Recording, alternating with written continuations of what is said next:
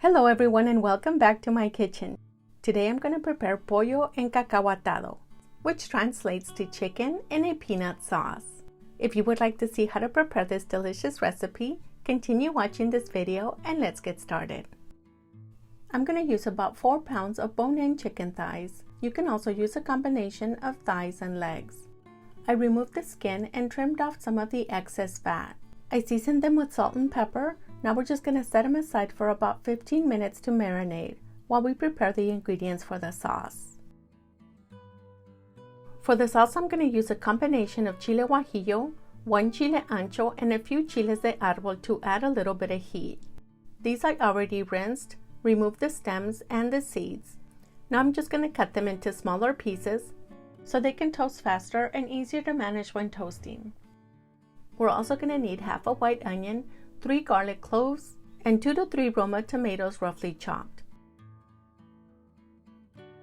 Heat up a pan over medium heat and start by toasting the peppers first for about 30 seconds. During the process, move them around frequently so they don't burn. Otherwise, you're going to end up with a bitter sauce. Remove the peppers, then using the same pan, heat up a small amount of olive oil or your preferred cooking oil. Add in the tomatoes and the onion and lightly fry these 2 ingredients for about a minute. Once they look like this, we're going to add in the garlic, the cinnamon stick, the whole cloves, peppercorns, the cumin, and we're also going to add in the peppers back into the pan. Sauté these ingredients for about 15 to 20 seconds, then add in 2 to 3 cups of chicken broth. Once it reaches a simmer, turn off the burner and cover for about 15 minutes or until the peppers are nice and pliable. To prepare the chicken, you're going to need a large deep pan or a clay pot like this one. Start by heating up a generous amount of your preferred cooking oil. Once the oil is hot enough, add in the chicken and sear for about 5 minutes on each side. You can also boil the chicken or bake it.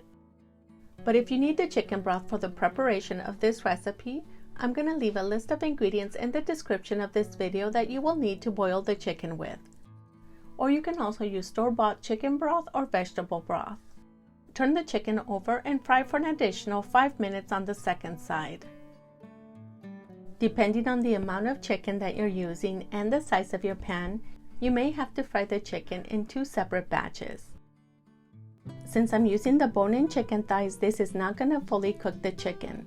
It's only going to give it a great sear so we can add more flavor to the dish. To prepare the sauce, we're going to transfer all the ingredients that we left soaking in the pan. And we're also going to add the broth and the seasonings that are in the pan. Blend these ingredients for about a minute.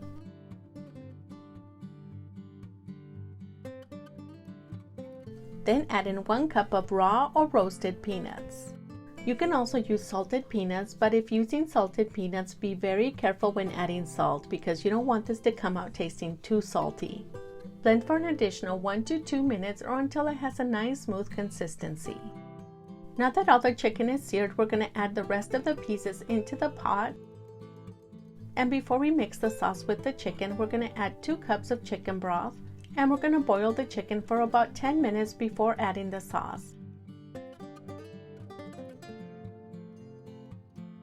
During the process, we're going to come back and move it around to ensure that all the pieces are cooking evenly. After about 10 minutes, pour in the sauce from the blender,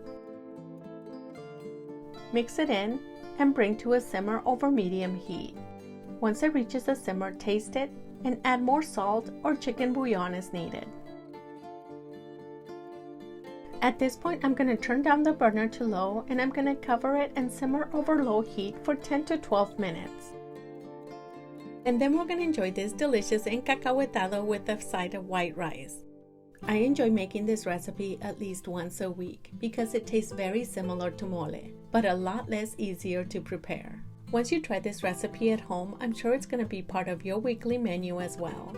Well friends, we've reached the end of this delicious recipe and video. And if this is your first time here, subscribe and turn on the notification bell so you can receive a notification each time we upload a new video. Thank you for watching and join us in our next video where I will be sharing another delicious recipe.